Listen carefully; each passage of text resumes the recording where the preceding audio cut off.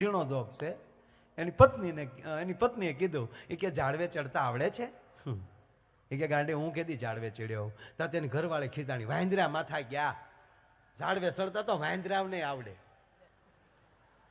હવે ઘરવાળી એમ કીધે કે વાંદરા માથા ગયા પછી તો મગજ જાય ને.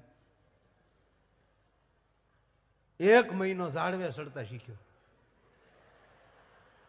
અને મહિનામાં વડવાએ ટીંગાતા આવડી ગયો. જેમ વડવાંગડું પડ્યું હા માટી ખાઈને હરદી નેઠો આવે.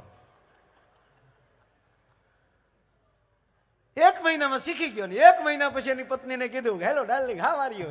એ કે ખંભે ધાર્યું.